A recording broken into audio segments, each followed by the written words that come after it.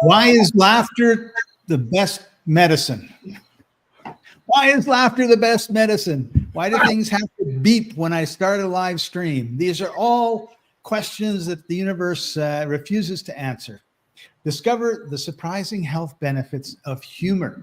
And we're going to be talking about how we can lower your cholesterol levels. And we're going to be dealing with that right after.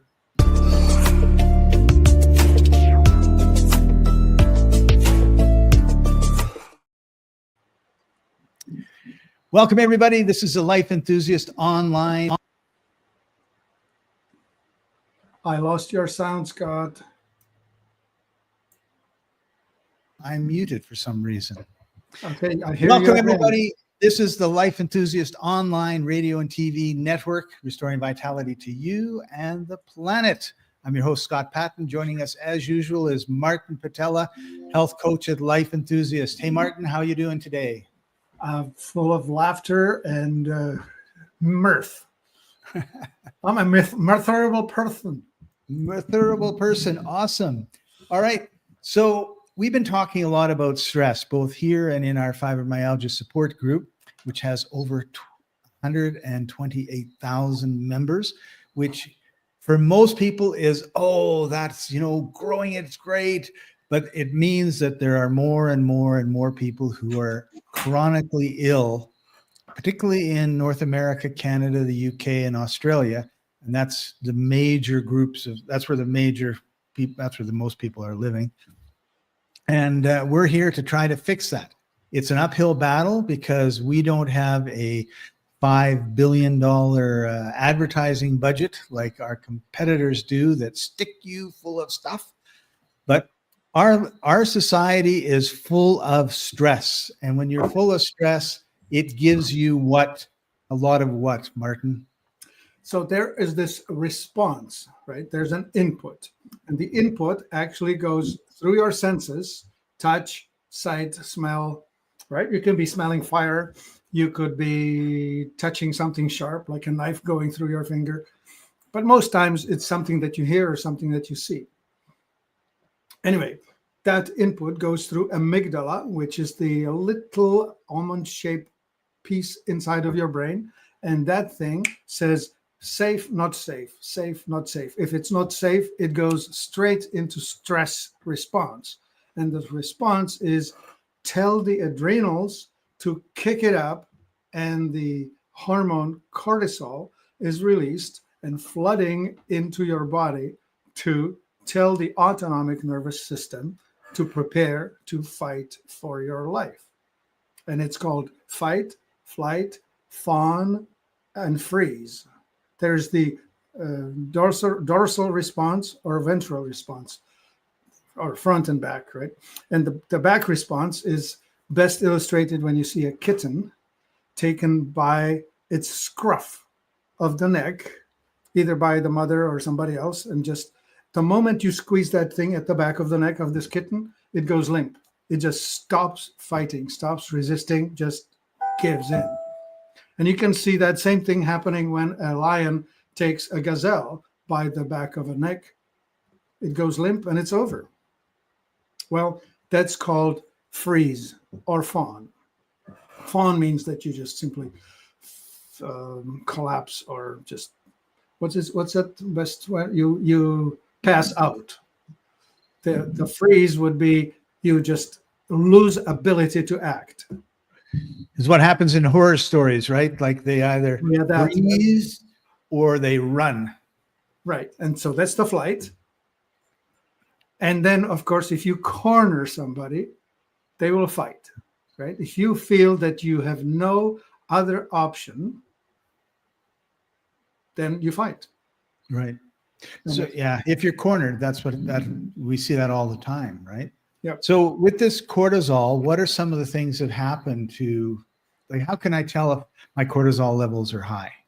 Do I have to go do a test or something? You could. There is a saliva test, and that actually is very useful because that test is set on 4 time slots: morning, midday, mid-afternoon, evening. And the normal rate of cortisol is supposed to be high in the morning. You wake up Oh. ready to take the world on. So the cortisol level is somewhere up here, and then throughout the day it's supposed to go down. But people who are dysregulated, especially with post-traumatic stress disorder, they will spike at the wrong time. They may start low in the morning, spike at noon, drop in mid-afternoon, and spike in the evening. And that feels like wired, tired, unable to sleep. So what does it feel like? Well, your blood pressure goes up, your pupils dilate, your but most blood is pushed out into periphery, so you can move more efficiently. And what shuts down is your digestion and your repairs, healing. And you're probably not thinking very straight. Yeah, you go from the front brain to the back brain. Yep. Yeah, for sure. I'm not thinking too much if I'm running away from a lion. I'm just like running and trying not to run into a tree. Yeah, that's it. I actually call it my travel brain. Whenever I travel, the morning of the trip, I no longer remember things.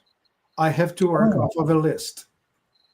Right? Like on the preparation to the trip and all of that, I make myself a list of all the things that have to happen. I make a list of things I have to do in the house, the things that have to get in the car, and all of that. And I'll just go. It can be just a mental tick, tick, tick, tick. I've done that. But I no longer am able to be very creative because I'm in the go mode. Right. I know what that feels like, and I'm aware of it. Yeah. Sounds like a lot of things are going on over there. Oh, so I took the phones about 20 feet away, and they're still loud enough to get through. So this is something that happens, generally speaking, when we're stressed, and our society is 24/7 stressed. So would you say most people are out of whack when it comes to their cortisol levels? Well, let me just give you an example. So driving, for example, requires a constant attention. You need to be 360 aware. What's over here, what's half a block up, what's behind me, and so on. So you're constantly evaluating inputs all the time. Is this safe? Is this safe? Is this safe? And a lot of times it's not. Oh, something coming across, right? Instant response. So a drive, especially longer drives, are very taxing on the reserves. So when the cortisol goes up, you're not repairing. That also means that you are wearing out. You're aging faster. I think that's a really important thing that you just said is you're not repairing. Let's take weightlifters, for example. They lift these weights to tear and break down their muscle. Then they are supposed to rest so the body can rebuild the muscle, and the muscle then is stronger, bigger, all that sort of thing. So without doing the weights and without doing the rest, we're breaking down our body like crazy. Right. And then we're never resting to be able to repair the body. And then we wonder why we have chronic disease. Yes. There we go. So the story of cortisol, if you have nice and healthy and strong adrenals, it will supply cortisol on demand. And it's a good thing. It's a positive thing. It allows you to function in the world effectively. And then you're supposed to be able to put your gear stick out of drive into neutral and coast. Right. And then at night, you're supposed to put it in park and go for deep repairs.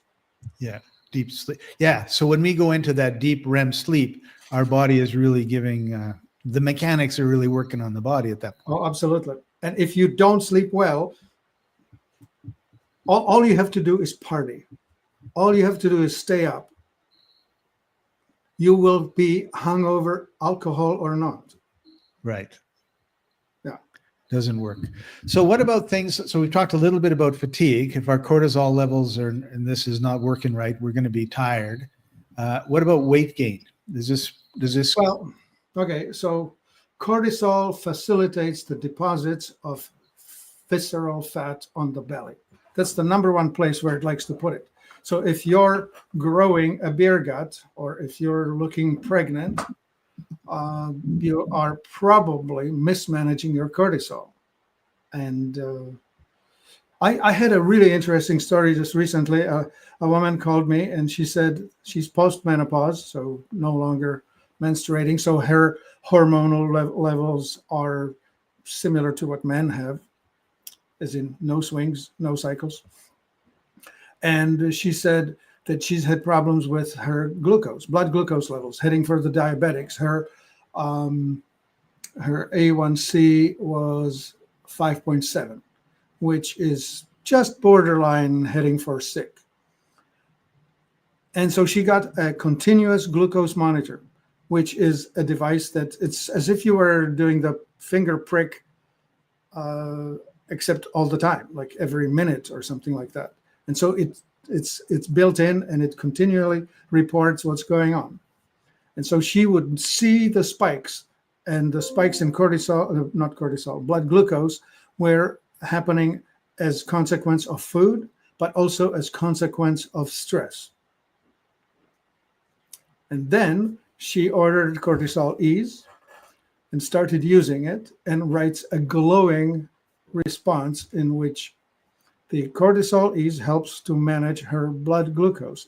She just watches it drop soon after taking the Cortisol Ease herbal tincture. And also what happened is her HbA1c, that's HbA1c, the measure that indicates how well you're doing with your insulin and glucose management, went from 5.7 to 5.2, which is now in the healthy range. And also she lost a whole bunch of belly fat that she was wanting to get rid of. So that tells us, A, we have a tool that helps to dissolve or get rid of the excess cortisol that's not needed. And two, when that happens, your body returns to healthy. So loses the belly weight and corrects the A1C, which is the insulin management measure. Very, very cool. That's a great story. Just want to give a shout out to our friend George. He's here and he likes the story and he likes the analogies. Hey, George, welcome to the show. Glad to have you with us. And by the way, it's now 3 days past Veterans Day. I certainly want to acknowledge you for having put in your measure in support of the bankers. I'm of course, I came to be a very pacifist type of a guy. I'm totally not into interfering with other countries' regimes. So I'm not a great example of, well, I'll say it differently. I will to the death support the guys who put themselves on the line, and I will to the death disagree with the guys who sent them there. Okay, and with that, if you want to know what we really think, and we can say without being banned from wherever it is you're listening to us now, join us uncensored on Telegram at t.me/lifeandco. And we are there every Thursday answering all of your questions and hopefully helping you restore vitality to yourself and to the planet. So Martin, we're running out of time quickly as usual. Well, some of the long-term implications of high cortisol, it'll suppress your immune system, it'll give you digestive issues, and your memory and concentration is going to be impaired. And do you want to touch on those points? Need I say more? You'll be fat, stupid, and sick. There you go. So it's pretty important that you understand this. Right. Yeah, I don't know if it's Kevin or his wife that's on there. Does it only bring down the excess cortisol? And I am using it, by the way. Well, thank you for using it. And, well, I think it's quite indiscriminate in how it works. So it will bring down whatever cortisol is happening in circulation. So only take it when needed. I suggest you don't take it in the morning and only take it in the afternoon and evening to help correct the levels. as I mentioned earlier, people who have PTSD or related troubles end up spiking at the wrong time of day. So it's at that time of day you want to take the Cortisol Ease to help bring down the cortisol level. I really like Cortisol Ease, and I usually go through 2 or 3 bottles a year, I think, because I alternated with the Fungus Ease and one other one. And Yeah. I just take it. Like, I see it, I just take it. And so it doesn't make me sleep worse if I take it at the, it's just really kind of funny listening to you. This is the first time I heard, oh, this is when I should be taking it, because I'm just like, whatever time I see it and put it in my mouth is when I see it and put it in my mouth. All right. Well, it's just follow this, right? What? Oh, hey, look at that. George tells me that he bodyguarded Henry Kissinger in Switzerland. Well, at least you got to see Switzerland, George. I'm happy for that. Henry, all right. Henry of all people, like here's a guy who, well, he passed recently. He was responsible for so much mayhem in the world. Like the number of deaths that you could assign to Henry Kissinger is just astronomical. Like it's just amazing. And he lived with it, and he felt, what's the word, entitled or authorized to tell others what to do. Yeah. Well, all right. May he rest in peace. Getting back on topic, which seems to be my job today. Thank you, Scott. Let's talk about some of the things that you could eat. Like, okay, so like Cortisol Ease is awesome. I love it. But if you're eating pizza and burgers and French fries and okay, so yeah, let's talk about that, Scott. Those are excellent points. So what is the cortisol trying to do? It's trying to bring down the glucose level. What is bringing up the glucose level? Starch, number one source of glucose. So potato, rice, wheat, corn, sweet potato. What else would be high on that? Beans, probably. Those are the things that will spike you in cortisol, not cortisol. Well, in cortisol, in consequence of spiking glucose, which is followed by spiking in insulin. So yeah, remember. So what are some foods that reduce cortisol? Well, the opposite foods. So salad and steak. Right. How about berries and hot chocolate? Oh, so now we're heading into we're getting into the blissy foods. Okay, blissy so anything, yeah, it's called. God wants permission to eat. Anandamide is a signaling molecule of bliss, and chocolate is definitely one pathway to it. CBD from hemp is one path from it to it. What else could we find that's going to? How about herbal teas? Yeah, of course. All the calming herbs, right? Chamomile, verbena. Yeah, like we're talking about being stressed. Have these herbs that. So I actually just bought a ginger and turmeric tea, herbal tea. Well, that's not calming. Ginger is No. a stimulant and turmeric is an antioxidant.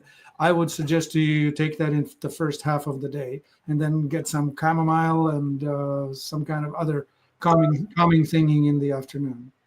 Right. Well, I have just so everybody knows, I have no problem napping in the middle of the afternoon. And I have no problem. Yeah, of course. You can knock yourself out with a bit of carbs anytime. I have a slice of bread and I'm out for 2 hours. So I'm exaggerating only slightly.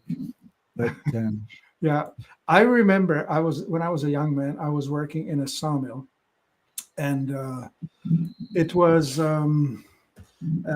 hot weather, hot summer, like 100 degrees all the way until 10 o'clock. And I was needing to go to bed because I was getting up at 7 a.m.